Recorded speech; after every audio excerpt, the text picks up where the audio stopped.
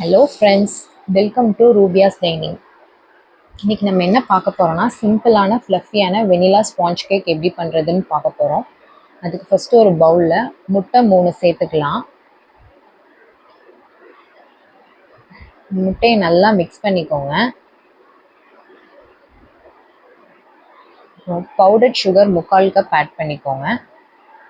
சுகரை நல்லா மிக்சியில் அரைச்சி வச்சுட்டு அப்புறமா ஆட் பண்ணிக்கோங்க. சுகரை ஃபுல்லாக ஆட் பண்ணாமல் கொஞ்சம் கொஞ்சமாக சேர்த்து மிக்ஸ் பண்ணிக்கோங்க. இந்த மாதிரி கட்டி இல்லாமல் நல்லா மிக்ஸ் பண்ணிக்கோங்க. நொர வர அளவுக்கு நல்லா மிக்ஸ் பண்ணிக்கோங்க. இந்த மாதிரி வந்ததுக்கப்புறம் vanilla essence 1 teaspoon,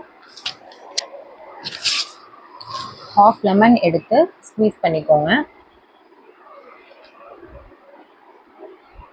cooking oil 4 tablespoon add பண்ணிக்கோங்க. ஸோ எல்லாம் ஆட் பண்ணிவிட்டு நல்லா மிக்ஸ் பண்ணிக்கோங்க.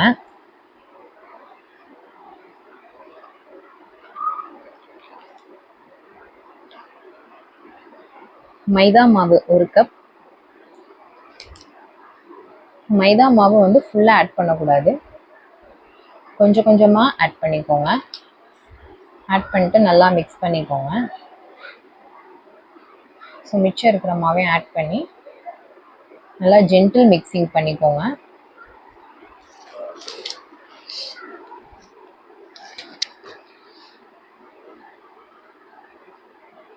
பேக்கிங் பவுடர் 1 டீஸ்பூன்,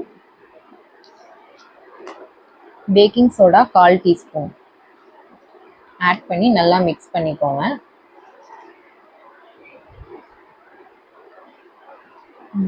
காய்ச்சி ஆற வச்சிருக்கிற பால் 5 டேபிள் ஸ்பூன் ஆட் பண்ணணும்.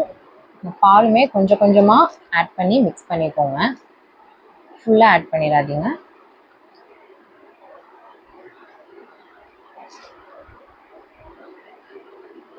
இந்த மாதிரி நல்லா மிக்ஸ் பண்ணிக்கோங்க. நமக்கு கேக் பேட்டர் ரெடி ஆயிடுச்சு. இப்போ நம்ம நான்ஸ்டிக் பேனை ப்ரீ ஹீட் பண்ணிடுவோம்.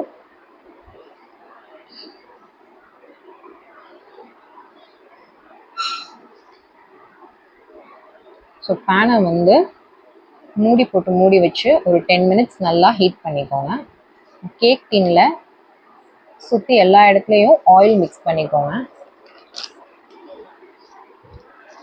பட்டர் பேப்பர் மேலே ஆட் பண்ணி அது மேலேயும் நல்லா ஆயில் மிக்ஸ் பண்ணிக்கோங்க. கேக் பேட்டரை நம்ம டின்னில் ஊற்றிடலாம்.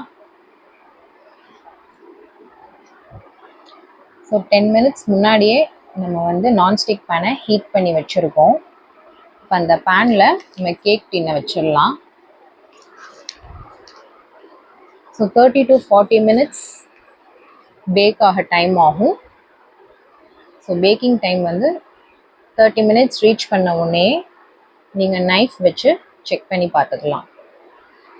ஸோ ஆஃப்டர் 40 மினிட்ஸ்க்கு அப்புறம் நான் ஓப்பன் பண்ணி பார்க்குறேன். நைஃப் வச்சு செக் பண்ணி பார்க்குறேன். எனக்கு பேட்டர் ஒட்டவே இல்லை, நல்லா க்ளீன் நைஃபாக இருக்குது. ஸோ 10 மினிட்ஸ் கேக்கை கூல் பண்ணிட்டு வெளியே வச்சே கூல் பண்ணிக்கோங்க. பிளேட்டில் நம்ம மாற்றிடுவோம். பார்த்திங்கன்னா சூப்பரான கேக் ரெடி ஆயிடுச்சு. மேலே உள்ள பட்டர் பேப்பரை ரிமூவ் பண்ணிக்கலாம். உங்களுக்கு பார்த்தாலே தெரியும், சாஃப்டாக ஃப்ளஃபியாக இருக்குது. ஸோ இது நான் வெந்திருக்கா எப்படின்னு உங்களுக்கு நைஃப் வச்சு கட் பண்ணி காட்டுறேன். ஸோ பார்த்தீங்களா ஃப்ரெண்ட்ஸ், கேக் நல்லா சாஃப்டாக பேக் ஆகிருக்கு. ஸோ இதே மாதிரி சாஃப்டான ஃப்ளஃபியான ஸ்பாஞ்ச் கேக் நீங்களும் வீட்டில் ட்ரை பண்ணி பாருங்கள். ட்ரை பண்ணி பார்த்துட்டு கமெண்ட்ஸை மறக்காமல் ஷேர் பண்ணுங்கள். உங்களுக்கு இந்த வீடியோ பிடிச்சிருந்துச்சுன்னா சப்ஸ்கிரைப் பண்ணுங்கள், லைக் பண்ணுங்கள், உங்கள் ஃப்ரெண்ட்ஸ் எல்லாருக்குமே ஷேர் பண்ணுங்கள். பாய். நெக்ஸ்ட் வீடியோவில் உங்களை சீக்கிரமாக நான் மீட் பண்ணுறேன்.